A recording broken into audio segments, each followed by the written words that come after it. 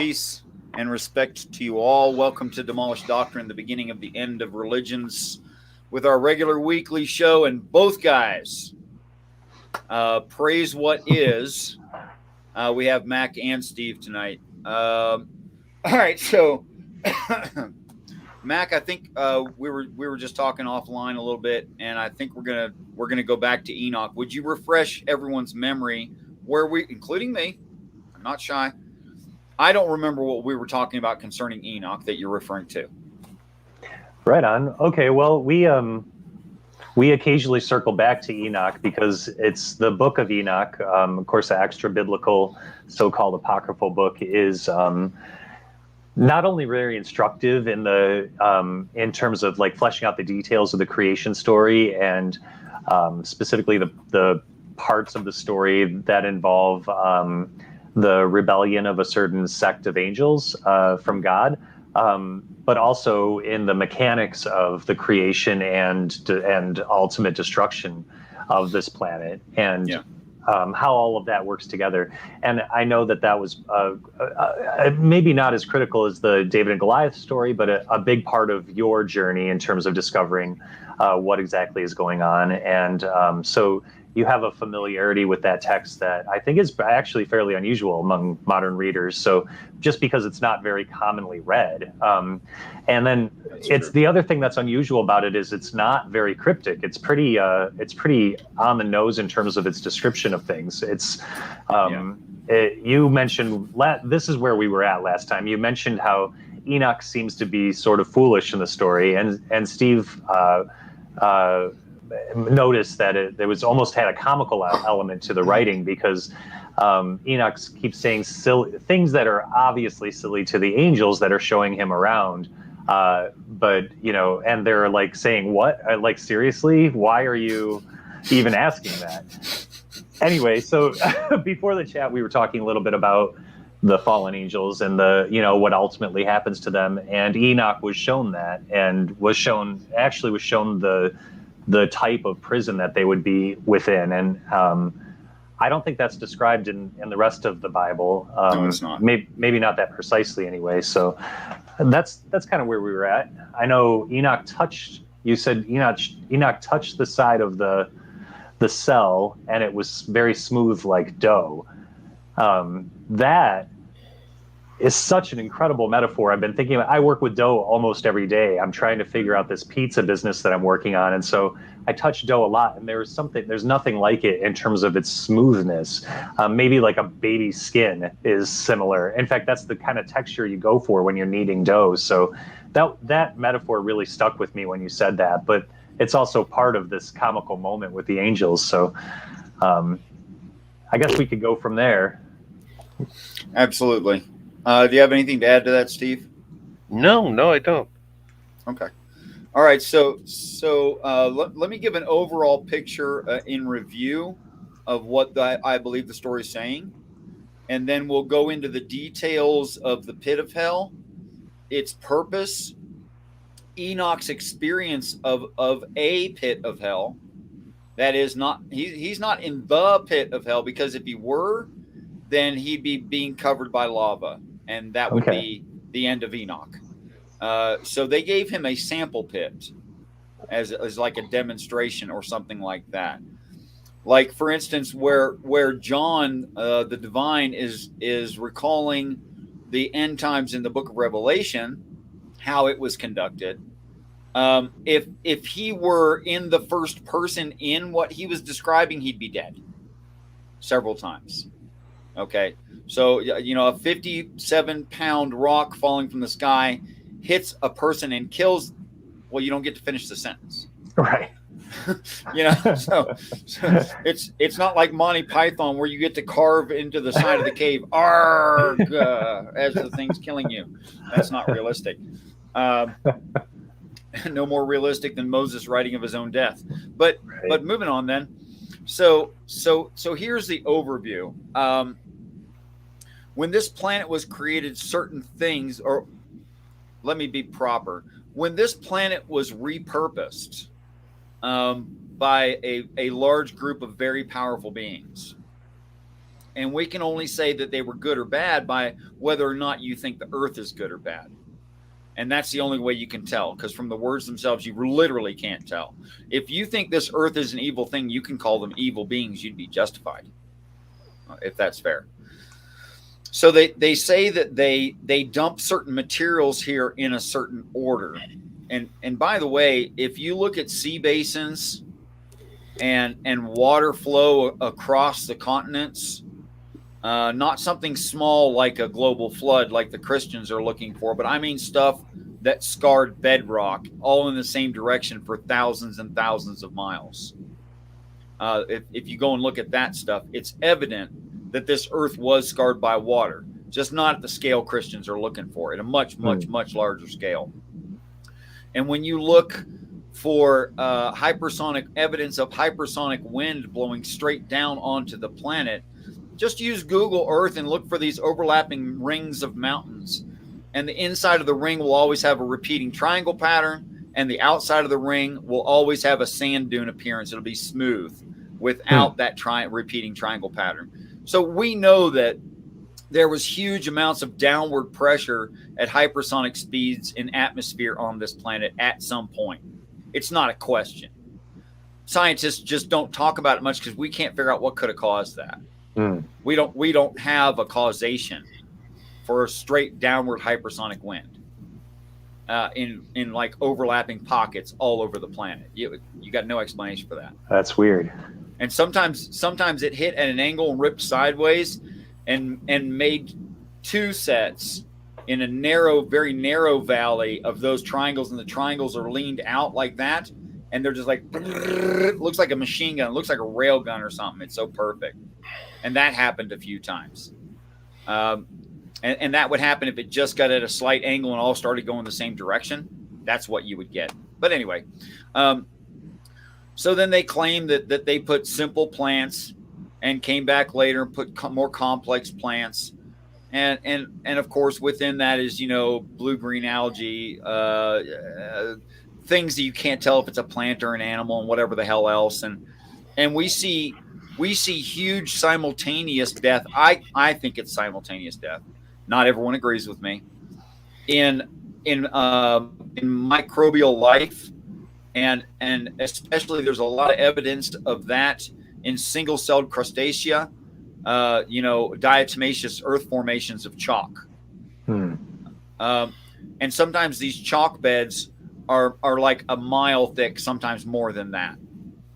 And there's almost nothing in the chalk but these diatoms. And you would expect if it was a slow process over time, there'd be more junk in it. There's very little junk in it. It's just pretty much white chalk. Like you can look at the chalk cliffs of Dover as an example. That they appear white because, well, it's more than 90% chalk. Right. It's almost nothing but diatom crustacean shells. It's really prevalent. But what it shows is a sudden change in the I want to use the right word, I'm going to say environment, just generally. Sudden change in the environment apparently caused a lot of death of that kind of critter. And it wasn't really super gradual over time. It wasn't 3 millimeters per 100 years or whatever they say. I think it's 3 centimeters per 100 years. No, it couldn't have been nearly that slow. There's not nearly enough junk in it. There's not nearly enough fish poop in it, and these are water creatures. Going forward from there, we come to a modern era where we can expect that an 8-year-old knows what you mean if you say force field. You can't say that 100 years ago. In fact, you can't form the sentence 100 years ago to present the idea to an 8-year-old. You can't even say it at all. It's not going to come out of your mouth. So here we are now, and I think not as ready as we would be eventually. But before we make some catastrophic problem to ourselves and kill ourselves off, or there's some natural catastrophe that would kill us off, and we are hardly self-sufficient in most of the developed world. There's very few people doing like sustenance farming and ranching. Right. That is uncommon in today's planet Earth. And with any kind of a natural disaster at any kind of world affecting level, you're looking at massive loss of numbers of human life. Like probably 6 billion people if something like Yellowstone happened and there was no plan to save us. I'd say probably about eventually within the next 10, 15 years, probably about 6 billion people would die on the planet. That's a lot. Now there's been earth cleansing events before, but never like this kind of numbers of people before. And they were much more used to taking care of themselves and suffering through and having children anyway, you know, baby on the hip while you stab a saber-toothed tiger. Right. Something like that. And we just don't know how to deal with that stuff. So you come to the book of Revelation, and in the Bible it says that are going to be recovered from this planet 7 mountains of metal, and it names the metals by name. And that's something Christians don't talk about in the text. Whole Bible, church my ass. And it names them lead, iron, silver, copper, gold, mercury, and tin. There you go. There's the 7 metals that are listed. I bothered to memorize them. So it also says that there'll be no more mountains because the mountains will melt like wax. It says there'll be no more islands. And for the islands have all fled away. You can't find one. Of course, an island is nothing more than a mountain surrounded by water. What caused the mountain? Well, that's another question. But that's what an island is. It's a mountain type formation surrounded by water. Well, there would always be topography, okay? But it specifically says, and there was no more sea when the last earth ended. There was no more sea. And we've gone over this, and I've gone over this with everybody, I think. If you remove the oceans, and I've gone through it laborious and made people like look stuff up and stuff, but I'll just spit it because it's simple and easy and easy to confirm. I think that was the first zebra snore. I'm hoping. I think he's out. I really do. Right. Sweet. We lulled him to sleep one more time. Nice.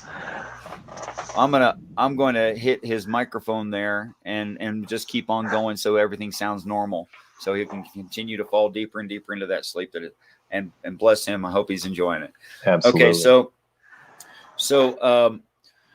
so you get into the mountains of metals removed and the seas specifically being removed. Well, what would that do? There's semi-liquid rock under the crust.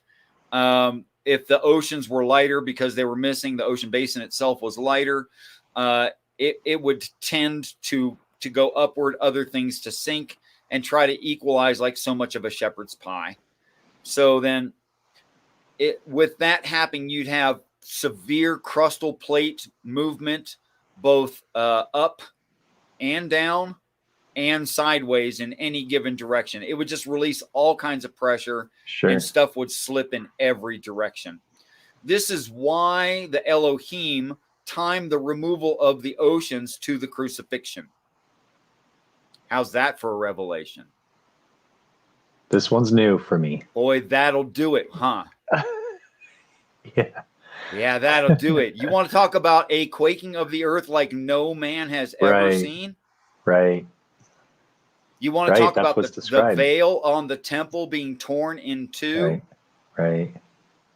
This is talking about people who won't take ascension still on the planet, and the Elohim doing more and more and more to convince them they should leave.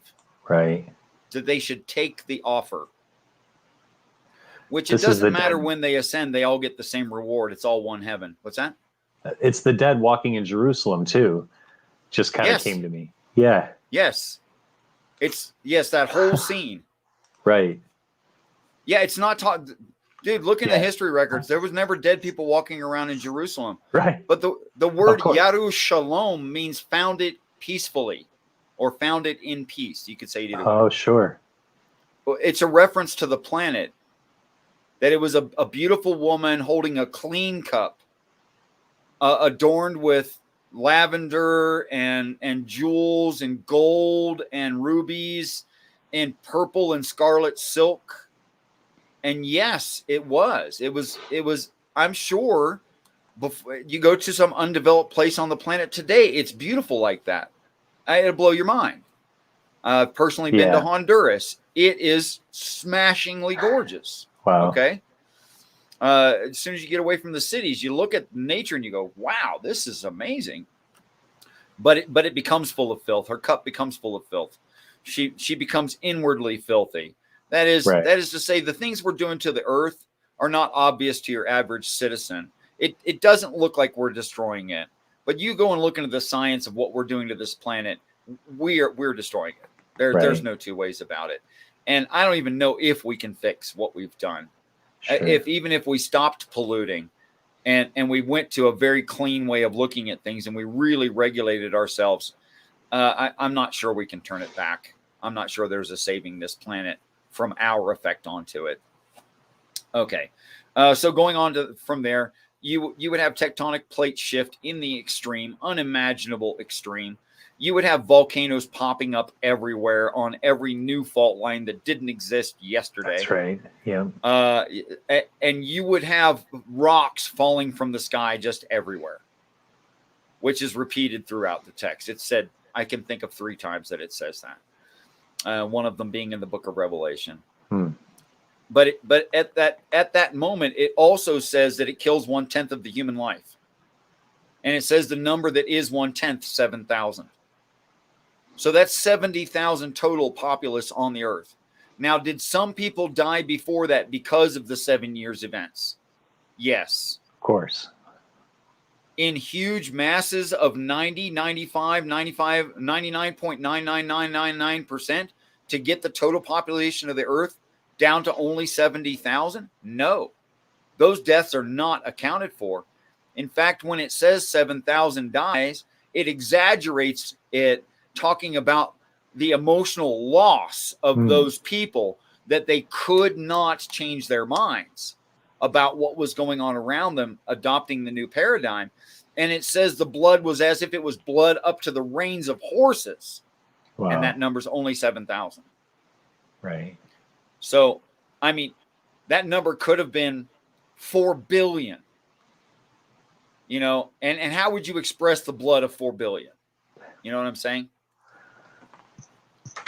So 7,000 is recounted as blood up to the reins of horses, like a lot of blood. But when I look at that, I have to say, well, then that means all the bloodshed before that was probably less, or else that wouldn't be the significant high place that you say is extreme. Okay. So yes, there would be deaths before that, but certainly not in one place of 7,000 people. That's a lot of deaths at one time. Okay. So how many died before that out of 8 billion if it happened today? I don't know. But apparently a very, very, very, very small percentage of the 8 billion people actually died during the 7 years up into the last 40 days.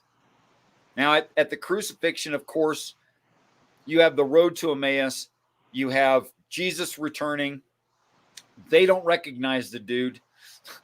Even though he says, yo, it's me. Yo, it's me. Like, you remember? Dude, I picked a thorn out of your ass last week. You know that, right? Yeah. It's like me, you know? Yeah. I've seen you naked. That kind of me. But they don't recognize him. And I think there has to be good reason to not recognize somebody you just spent 3.5 years with. You know, there has to be good reason for that. So the earth's just falling apart, and most repent. Out of the 63,000 that are left of that 70,000, most repent. I don't know what most means. Okay. So backing up just a little bit to the halftime show. Okay. At the halftime show at Heaven's Arrival, I think people are able to adapt when they see things in reality. They experience it with their own senses. And when it goes on too long to be a dream. No matter how weird it is, if it goes on too long, a person will accept it. So 40 days in the glory of God with Jupiter lit and us in a binary solar system, people will go, Okay, this is not a dream. This is like the real deal here. Other people experience. We've talked about it. They're saying the same stuff I'm seeing. It's not just me. I'm not crazy. So people will accept it based on each other's testimony of what they're experiencing. Right. The angels wait for us to stop shooting howitzers, etc. at them. Right. They come down, they cover the mountains, and they go, yo, there's a bunch of us. And we go, oh, crap. I don't know what to do now. You have Judgment Day, most ascend. There comes at that point the pit of hell. Okay. So as you said, Enoch goes, wow, I'm really rattling on. Did you want to say anything at all? No, I'm just absorbing. This is great. You're there. You're on fire. Okay. No. So this goes back to Enoch and Enoch's description of the pit of hell and the key of hell. Yeah. Okay. So the key to the pit of hell, that's the full name, not the key of hell. The key to the pit of hell, according to Enoch, drops down out of God's heaven and lightning dances all over it. That's interesting. Yeah. As it falls from God's heaven, it falls toward the earth, and whatever it touches turns to smoke. As it falls down into the crust, smoke is coming out of the hole that it's creating, like smoke from a great furnace. Okay, I know how to do that. That's electrical machining. Right. Electrical machining will like really actually do that. Is that you can a electrically thing? machine wood or rock or water. A living tree. You can electrically machine a living tree. And it will do what Enoch says it will do. It really will. Takes a bunch of juice. Okay. Takes a lot of juice to do what he describes. So like a laser? What? If it was like lightning dancing all over it, it's got to have certain places that are conductive and certain places, certain places negatively and positively charged. So there's arcs. Right. Okay. So it has to have the arcs returning to itself. All right. The prayer picture that I get in my head, try to imagine how can I describe this? A patinaed I don't know why it's this specific, but this is what popped in my head. Okay. A patinaed silver, the Borg cube. Sure. Only spherical. Okay. So a Borg ball sphere. Uh-huh. And it's about 150 feet across or so. And the lightning around it is about the size in width of like a football field, about 300 meters. Oh. And as it falls into the earth, it's falling naturally. It's not suspended. Okay. But there's so much energy released that it makes a hole the size of the entire lightning ball. Oh, wow. And then at some depth, which is, I imagine, like push a button or preset by elevation or something, I don't know, it shuts off. And when it shuts off, clang, it hits the bottom. Because what it just hit was hot rock, but not melted rock. It's vaporizing things. It doesn't result in a liquid. Right.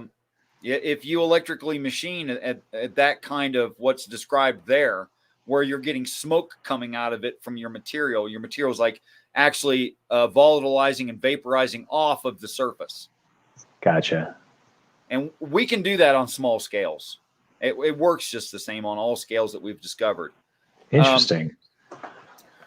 Yeah, it's really interesting. So you'd have something about a hole about the width of a football field, And although the bottom of it's a perfect dome bottom, you can, because it's so large, as you know, at human scale, you can walk on something that's pretty flat at the bottom and walk up toward it while it's sloping and kind of get to a wall idea. Right. Okay.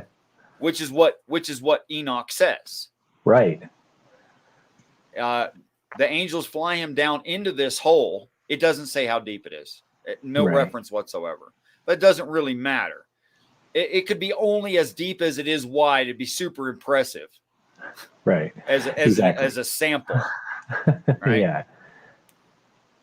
The actual pit of hell may be much deeper than that. I mean, the crust is a lot thicker than people really conceive of. You can bore down pretty far, and you're in rock. It's just hard still to in imagine. rock. Yeah. Yeah, look up oil drilling, and you'll see just how far down that dang thing goes. Yeah. It's impressive.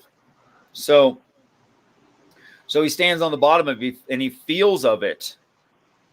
And when you electrically machine from positive toward negative, and your positive source is the thing you're machining, it will raise up spikes around your machining area, because the metal is being literally drawn, or the material is being literally drawn up the electrical chain.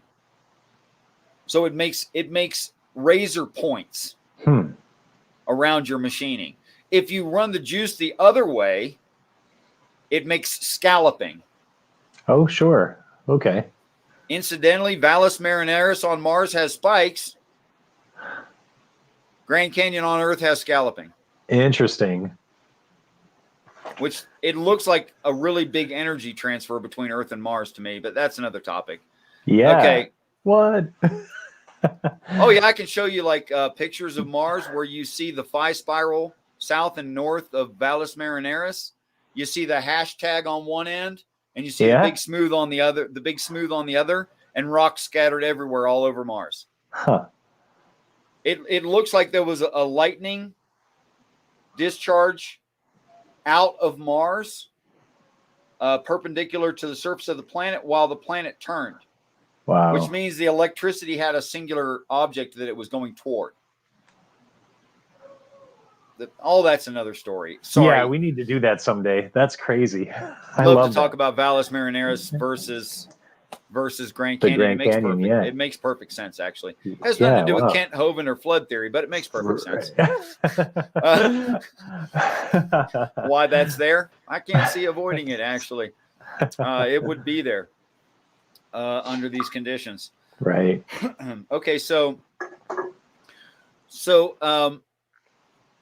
there are the fallen angels. That's Lucifer, and after his time of being the angel of light, he's then called Azazel, or Azazel, if you want to pronounce it in English, or and a third of his crew, not a third of all of heaven's crews, not the same thing, Christians. A third of his crew go with him. Now he's about equivalent to like Jibriel or Mikael or Uriel in rank. Archangel, right? He's an archangel, is what he was. When he and his crew decided to replace God by starting a new lineage of human beings, so they could be God, because it's a righteous claim of bloodline. That's what makes Adam. Adam is a righteous claim of bloodline. That's why he's Adam. It's not arbitrary. It's not a claim just because I think I'm cool. It's nothing like that. I'm literally your dad. That's the claim. So he needed to start something brand new, and that's what he and his crew set out to do, so that they could be God, which is what it says in the Bible he was trying to do. So that all makes sense. Right. Those guys have been hanging around in the basement of heaven in jail, waiting for our end times so that their sentencing can be executed. It seems to me the Elohim, out of respecter of all life, being respecters of all life, will not directly kill anything. Now they'll lock you up so long that you will volunteer, but they won't kill you. So I don't think that Michael needs handcuffs on Azazel to lead him into the pit of hell, or any of his crew. I think they're good. I think it will not be a fight at all. And then it's sealed up. And then the last half of end times is performed, 3.5 years, all the way to the destruction of the planet, the melting of the planet. And right before it gets to the melting of the planet, you'll notice from the story, all of a sudden, out of nowhere, the beast of Satan disappears and has failed. It never says how he failed or why he suddenly disappears. I mean, he's there like on Jesus' butt, Jesus' butt, Jesus' butt. Right. Right? And Satan's like right there beside there. All of a sudden, boom, nobody. They're gone. Where'd they go? Very sudden. Very suddenly, they just disappear from the story. Yeah. No explanation. Except there is an explanation that the king of the bottomless pit, who to the English is called Michael, who to other religions is called Abaddon and Apollyon, that ought to hook some wires together right there. According to the text, the Bible, Apollo means Michael. Wow. Is he not the messenger of God? Is he not him like God? It's what his name means. So the Christians go, oh, false gods, demigods, y'all are wrong.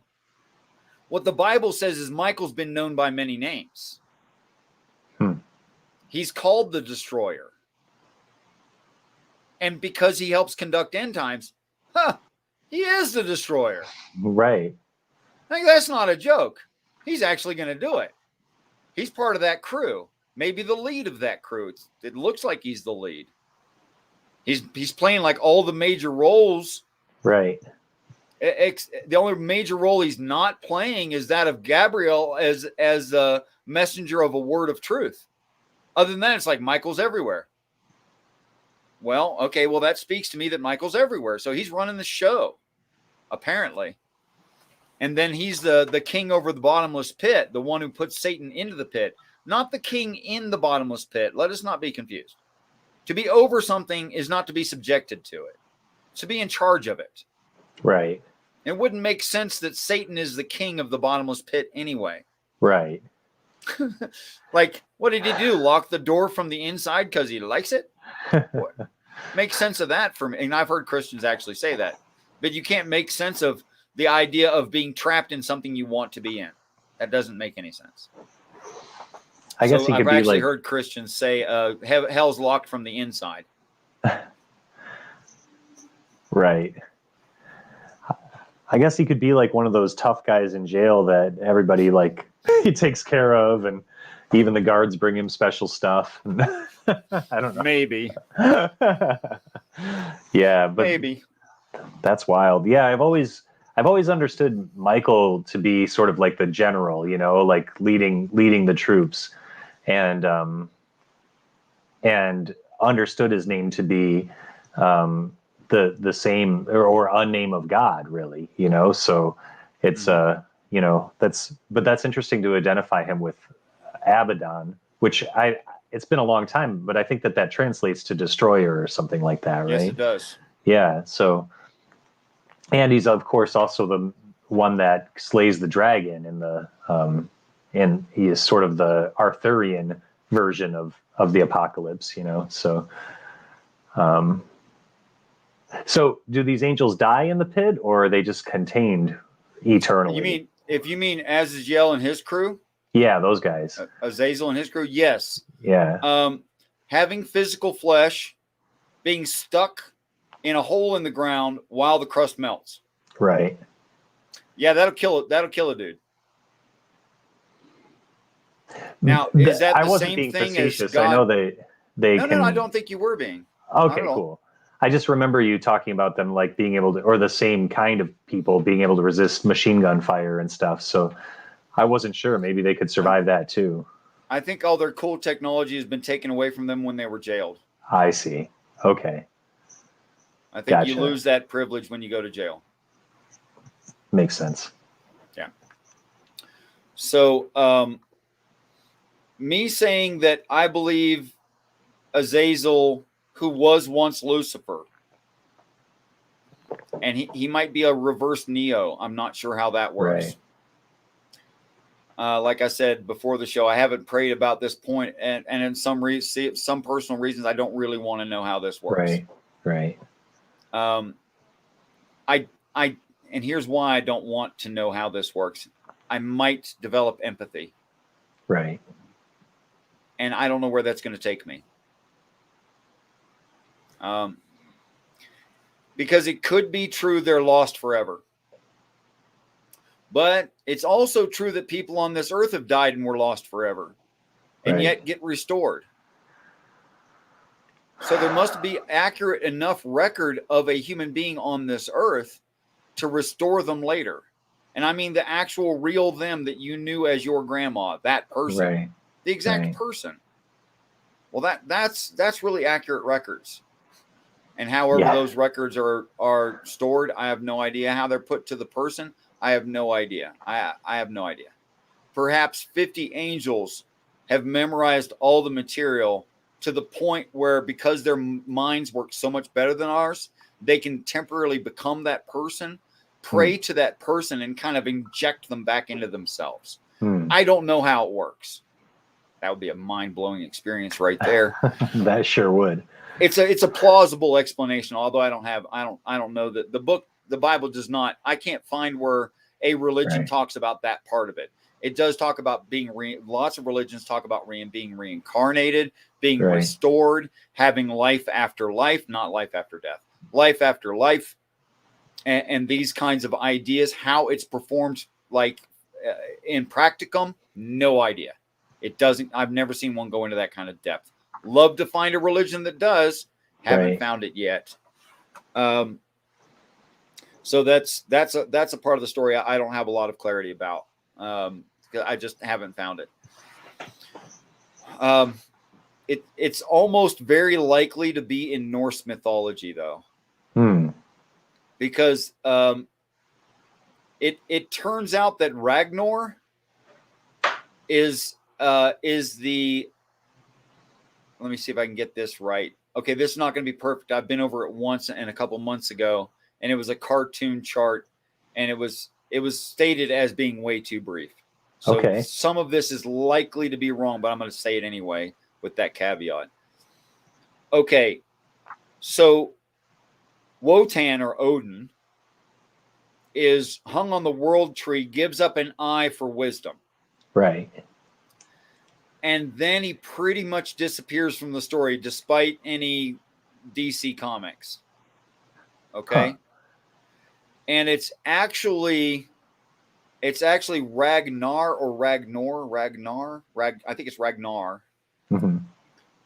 For whom Ragnarok is named after. Who is the father of Thor. Okay. And Wotan is his uncle, not his dad. And Loki is a different uncle, not his brother. Okay. So the description of Ragnar, it's like a description of Thor that precedes Thor. Of course, you know what that means to me. Right. It's his father. I mean, how many times do I need to say it? To me, this means past Jesus from another earth. That's what Ragnar means.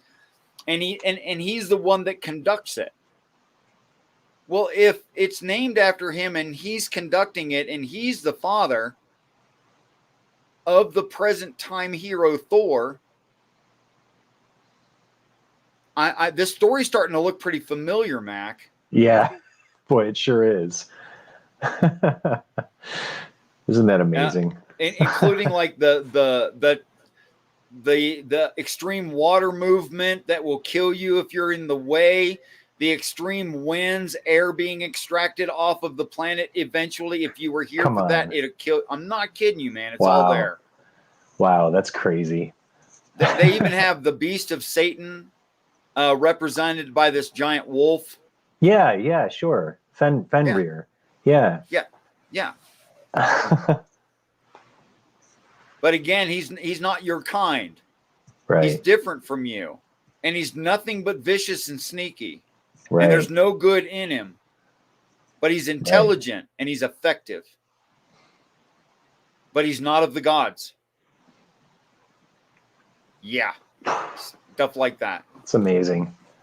I haven't heard you do the Norse stuff yet, but I guess I shouldn't be surprised. It doesn't seem to matter where I look, Mac. Yeah. Yeah. I don't know. I find that thrilling. I think that's so. Every time you do it, it's interesting. Maybe after 7 or 6, 8 years, I'll be bored by it. But yeah. Well, it's not that it's boring to me. It's not boring per se. Yeah. I keep going and looking in all this different stuff. Going, where's the argument? Right. I can't find an argument. And that's a healthy sign that what you're saying is accurate when you can never find a good argument. Right. And yeah, I'm biased. I'm very persuaded in this direction to think this is accurate and true. But it's because DC Comics is wrong, though I thought it was right. And American Legend is wrong, though I thought it was right. And then when I go and look this stuff up, it says exactly what I thought it would say. Right. So then is Ragnar Michael? That's the kind of questions I have now. Right. I mean, he's already called different names in different cultures. He's conducting the whole thing. It's kind of named after him. The word Michael means with a surety, him like God. It's not a question or a maybe. It's a definitely him like God. It's a doubling down, him like God. Most assuredly, yeah. Wow. Yeah, no, sounds like Michael. And then I go to Ragnarok. It's named after Ragnar. He's the main character. He's the one that saves the day. He's the one that teaches Thor. He's the one that empowers Thor. It's all got to do with like bets and purchases and boons from the gods that he received that he passes on to Thor. And special magical weapons that are designed by these enchanted metal workers.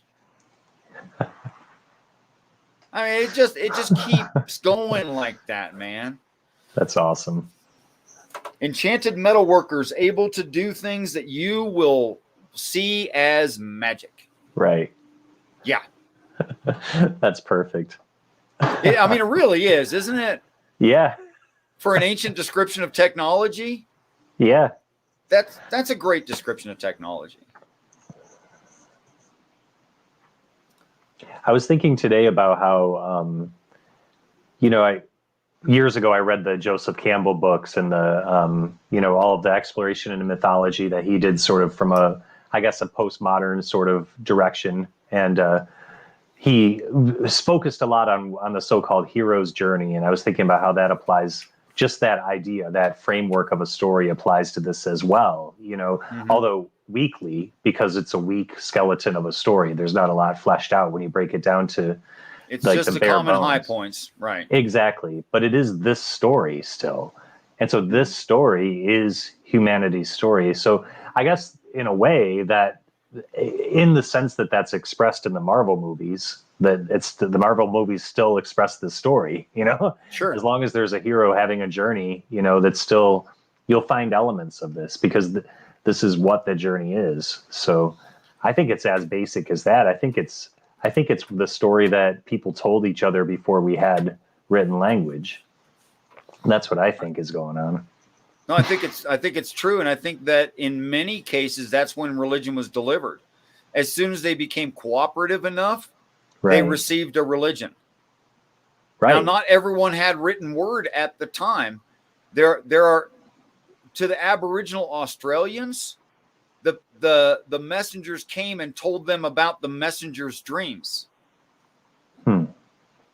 Which is why the dream time is once removed from the people. The people didn't have the dream time. They tell stories of the dream time. Oh. Yeah. I don't know anything about this. What's the dream time? The dream time is the time of their revelation. Oh. And yes, the dream time goes from Genesis all the way to the great change where the land becomes beautiful and all the people live in peace and harmony together without exception. And they live there forever, evermore in a beautiful land that can never spoil. Yeah. Australia. Yeah. It's great. Even down to the point where it talks about it talks about male and female as a pair of adults. Mm-hmm. And it talks about a third man, a third person who's male. And this one, it's a wanderer. And this one, it's adventurous, but it doesn't follow the old ways. Right. But it thinks the old ways are wrong, and it tries to go forward away from the old ways, which are right. And he tries to strike out away from the man and the woman. But first he tries to bring the man and the woman with him. He tries to get them to go with him out into the wilderness and the badlands that the man and the woman know will kill you. They know it will kill you. Don't go out there. You are heading for certain death. And when the climax is over and you know the argument is done and man and woman, they stay together as a couple because they should. And the next morning they look across the lake to the Badlands, and on the other side of the lake is a white gum tree, and laying dead at the foot of the white gum tree is the single guy. Right. So someone told me this story, and I said, wait, don't even tell me this. I'm going to tell you this. To the Aboriginal Australian, the white gum tree is used for self-healing. So he asked me, how do you know that? I said, because it's Christ. What else would the gum tree be for in Australia, if not for healing? That's how well it works. I love it. Oh, that was a good one. Richard. Fantastic. It blows. I want to cry. Yeah, it's fantastic. I learn stuff like that, and it happens in the moment, and I just want to cry. And anyway, at some point we need to stop talking about persuasiveness and what it's going to take. It's clear to me why you're persuaded.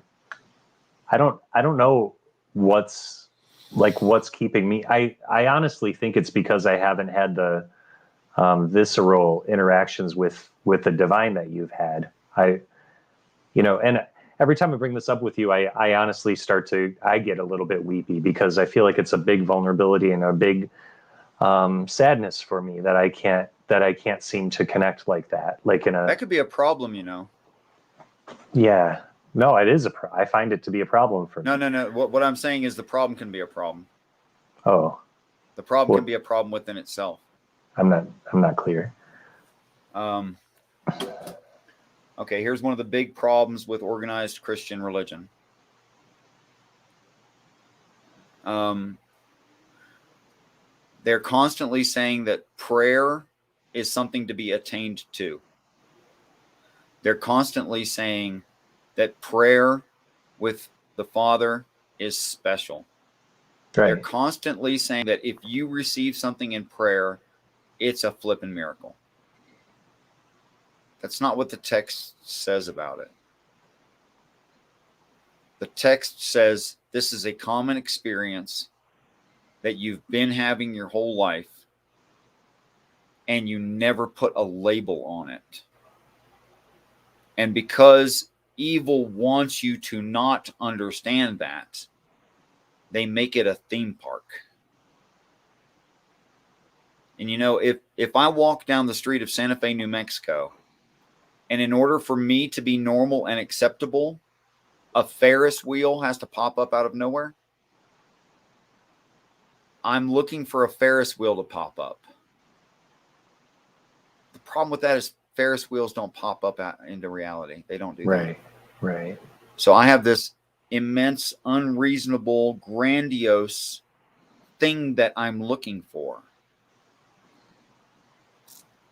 How do you like that for a wicked, nasty trick? Right. What if it's just what we're doing all the time without thinking about it? What if it's so natural to us, as natural on the nose as the nose on your face, that you've been looking right past it and you never really looked at your experience? What if that's the case? Because I can show you that's the case. I mean, my life has been like this since I've seen what prayer is.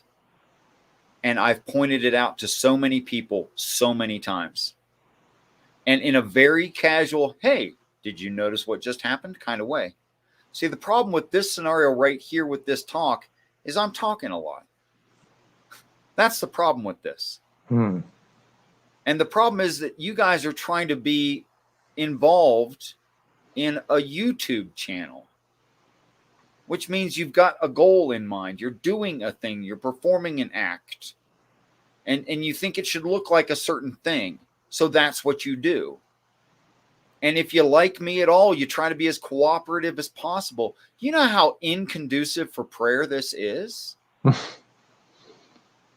This is like the worst scenario for prayer ever. Everybody's doing a specific thing that they think they should be doing in a way that they think they should be doing it. Does that sound like prayer at all? Right? Yeah, I guess. Flip side of the same coin. The Haagen-Dazs upstairs, the business above my head here. Yeah. There's dip cases and refrigerators and coolers and fans blowing and overhead ceiling fans and people and stuff. And it's kind of loud behind a counter like that. Right. You work near in and about a kitchen. You know how it is. You get behind the counter. Sometimes you need to lean over the counter and look at the guy's lips who's talking to you, so you know what the hell they're talking about. That's right. Yeah. So you can understand. Oh, you've got a dirty spoon. Give it to me. I'll give you another one right away. Here you go, buddy. Right. But sometimes it's work just to get that far, you know. So there's a bunch of little kids behind the counter. I haven't been having these conversations with these kids. They don't have time for that. They're in the most tumultuous part of their hormonal lives. Totally. They're distracted by everything constantly. Right. And it's obvious that sometimes they're distracted by just each other being near each other. Sure. And that's a real issue. And they're trying to work and they're trying to stay focused. I wear very, very soft-soled shoes because I find them comfortable. Mm-hmm. But the weird thing about that is it also makes them very, very quiet shoes. Mm-hmm. Yeah. I don't wear hard-bottom shoes. I don't like those. Okay. And the flooring leading up to the front where the actual ice cream is, there's a dividing wall and a storage area, a storage room. And I'm walking beside the storage room up toward the front of the building. So they're on the other side of two walls from me. Okay. And they literally can't see me walking up there. There's no mirrors. There's no cameras and monitors, none of that stuff. Okay. And I have soft shoes and I'm walking on a composite fake wood floor. Okay. Which is also plastic. Okay. Yeah. Super quiet. I'm not producing a lot of noise here. Yeah. 16-year-old girl. I'm walking up there. 16-year-old girl leans over the counter and peeks around the wall and looks and goes, "Oh, hi." Right. I walk up there and say, "Do you realize what you just did?" She goes, "What do you mean?" I said, "Hi." I said, yeah, I'm fine with you saying hi back at you. It's good to see you. Yeah. Nice to see you at work. You look healthy and happy. You don't look depressed or damaged in any way. Good for you. Now let's talk about what just happened. She goes, what do you mean? I said, well, you just leaned out from behind that counter to look down the hallway to say hi to me. Were you surprised that I was there when you went to look for me and wave? She goes, no, I wasn't surprised. I said, why weren't you surprised? And I went over the shoe thing and the music they got playing in the background and the fans and the coolers and all this crap that's going to the coffee grinder, whatever else is going on. And I said, did you hear me? I mean, at first you justified it. You went, oh, I must have heard him. But I'm like notoriously a quiet person. I know you didn't hear me. I couldn't hear me. Right. Me walking with me, I can't hear my footsteps. That wasn't it. And there's a wall in the way. So don't tell me you saw me. So you couldn't have heard me. You couldn't have saw me. What made you look? I said, do you just lean over the counter every 3 seconds and look this direction to see if someone's coming? She says, no. I said, how many times a day do you even do that? She goes, no, I only do that when you're coming. All right. I know what you're talking about. That kind of stuff does happen all the time. What does it mean? What is that? How is that possible? Great questions. Those are great questions. Spend some time thinking about that, Mac. It changed my life to have thought about that. Because I realized I was in prayer many times, more than 5 times a day. Right. Much more than what Islam requires. Right. And with no purposeful practice, none at all. And I found out since 2000, actually, I suppose I had it figured out in less than a month from my first experience where prayer was forced on me. I mean, they put a movie in my head. Right. They, he, I, singular, plural, I can't tell. Benevolence put a movie in my head. Right. And I sat down and I analyzed that and how the hell that happened. Because you can lie to everybody else on the planet. You can't lie to yourself. Right. Just can't do it. It's not possible. So I soon came to realize that I had spent 30 continuous years not ignoring the prayer, not ignoring the result of the prayer, not ignoring that it applied to reality, but just patting myself on the back for being such a mega genius. Because I thought I was doing it. I thought what the atheists think. Well, there must be something in my brain that put that together for me and told it to me from my subconscious into my conscious. By the way, that's impossible. And I just came to realize it because my brain's really good brain. Sure. Because you need an explanation for what you've seen. Think about it. 3 minutes. You better have some kind of viable explanation for that crap. So, yeah. What if the churches are making a mistake, blowing it up, making it into a Ferris wheel that has to pop up out of Central Park from nowhere? What if that's a mistake? I'll buy it. I mean, the first time we talked about this, you described, basically mindfulness meditation where you quiet your mind and just sort of keep a quiet attention to your thoughts and to your environment. And that's pretty much that's the direct opposite of what you see in these big flowery kind of religions with the ritual and all the trappings and the incense and stuff. Mm-hmm. Although I think there might be a psychological mechanic at work with those things too. Like I think about trance drumming, for instance. I'm sure there is. I think singing and standing up and then kneeling and standing up and kneeling, all of that. I think I know what that is. I think I know what that ritual does. It's penance. it says, I'm going to do these things in this order as I'm told, that very act is a big pain in my butt. Right. I'm willing to hurt myself. I'm willing to suffer for this thing. That makes me worthy. Right. Do you know what I think makes you worthy of prayer? Being human. That's it. Yeah. Me too. I think that too. I mean, yeah, I absolutely think that too. That's Peace and respect, Iron Chariots here. nice. Yeah, I don't think I'm unworthy. I just think maybe you're right. Maybe I'm looking past where it's happening. Maybe I'm just looking right past it. Maybe I enjoy prayer every day and don't even realize it. Oh. Go and look for the things you can't possibly know. Watch them happen, and then think about why they do. You can watch other people do it too. My next eldest brother was in high school. They called it in the zone. Mm-hmm. But there were these two boys. And when they were in the zone, they were, unstoppable. Like, it was like the same flesh expressed in two different places in the same moment. Wow. On the court.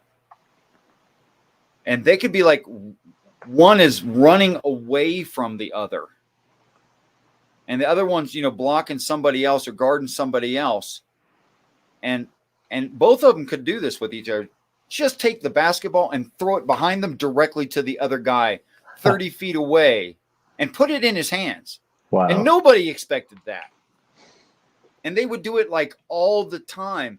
Yeah. How they stumbled across that they had this connection, I don't know. Maybe they were lovers. I don't know. Sure. But they had a deep connection, and they knew where each other were at all times on the court when they wanted to know. Now, if they had four of those guys on that team, they'd have went state. And they'd have smashed state. If they had four of them doing that, sure, couldn't do it with just two, and the rest of the crew sucked. But those right. guys were amazing to watch, and everybody talked about it. Oh, what cool. is going on there? You can't explain that under a microscope. Right. It's not going to happen. Right.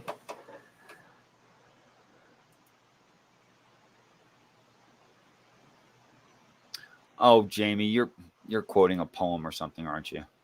Peace and respect, Jamie. Welcome. While they're falling upside down or flying, I do not know.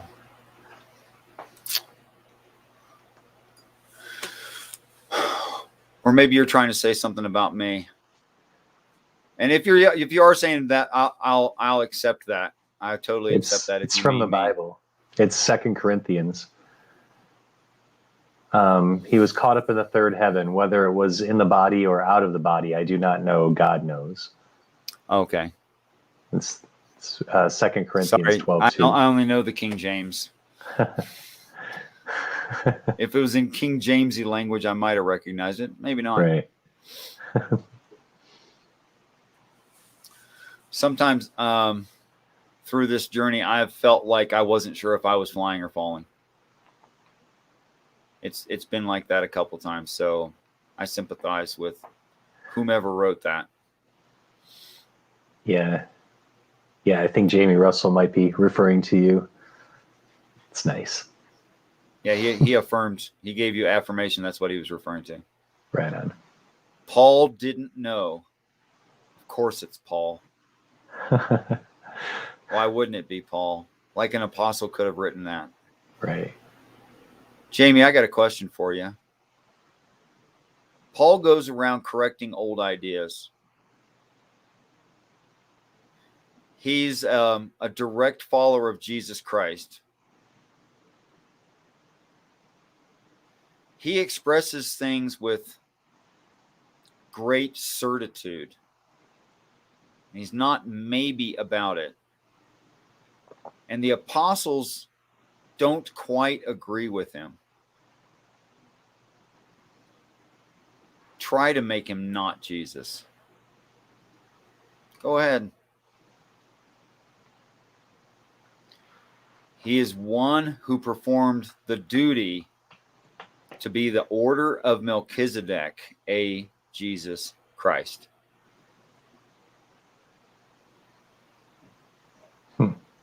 Peace and respect, Rage. Hey, Rage. I mean, just take a look at the aspects of Paul, and then look at the aspects of the life of Christ in practice. Just go look at it, bro. The guys saying Paul is right and the rest of it's wrong are insanely right, but they don't have that exacting view on it. That's right. Melchizedek, king of righteousness, who is the king of salam, peace. So he's both the king of righteousness and the king of peace. Having no mother, no father, and no lineage, he is God. Christ is of the order of God. That's consistent within the text.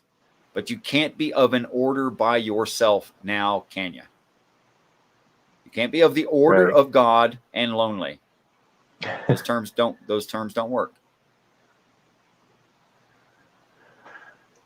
Right, it's like a club. Well, it's just like Jesus and the apostles. He never got to tell them everything. That's not in the story. It's not in the Bible. They never really, really caught all of it. He said things like, I got stuff to tell you, but I ain't got no time. That's right. It's repeated. Yeah. Yeah. Or I have stuff to tell you that you just wouldn't understand. That's also said a couple different times. Yeah. Yeah.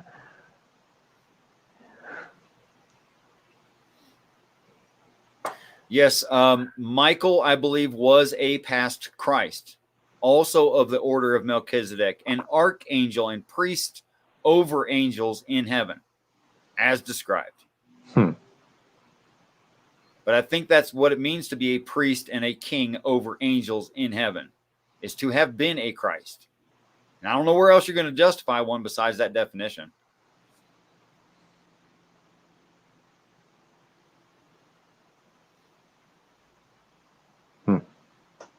Congratulations on the successful medical treatment, Rage. Glad to hear that for you, brother. Oh, that's awesome.